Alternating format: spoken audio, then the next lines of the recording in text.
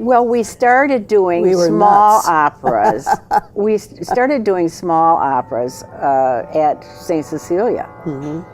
And because of the fact that we were doing that for a while, it just kind of grew. And we decided we'd like to do a full-length one. And out of that idea, we decided to start forming our own company.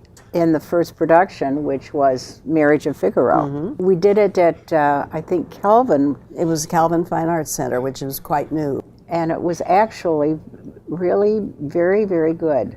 They did a good job. Everybody was wonderful.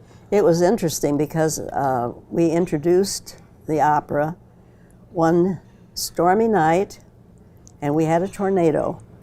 So we all ended up in the basement of Calvin College Fine Arts Center with this green sky outside. Oh my goodness. So that's how we started the opera company, with a tornado. With a tornado.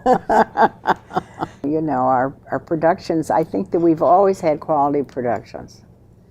And that was our first priority, was to have quality productions. And I tried to find the singers that, you know, we needed for the next production that we were going to be doing. And the tenor that ended from Muskegon that ended up in the opera. Oh, Dick Versal. Dick Versal. He ended up at the Met and died on the stage of the Metropolitan Opera. Yep. He had a heart attack Yep. and fell from a ladder. And it was he and Leonard Warren were the two that died on the stage of the Met. But Richard Versal had them, and he came and auditioned for us, and we were blown away. Oh God, what a voice! And he was our main tenor for a while. Yeah. When you were first getting started, you think you'd be 50 years from then? We didn't think that far ahead. No. We just wanted to get that one done and see how successful it was, and it was very successful, and that's how we kept going. But it wasn't just Joan and me. We've had a lot of really good people that have been very helpful to us throughout the years. I'd like to give a kudos to the Van Andel family, because I got Mrs. Van Andel, Betty Van Andel, on the board, and she adored opera, and she always sang. She went to Calvin College, sang in the choir, and from that, Carol has been involved with us, and David, they've helped us a lot. And fortunately, Grand Rapids is a city that respects and admires and loves the arts for its size. And we're very, very fortunate to have, you know, I think we're the only place in the state that has a ballet company. And of course, we've had our symphony for a long, long time.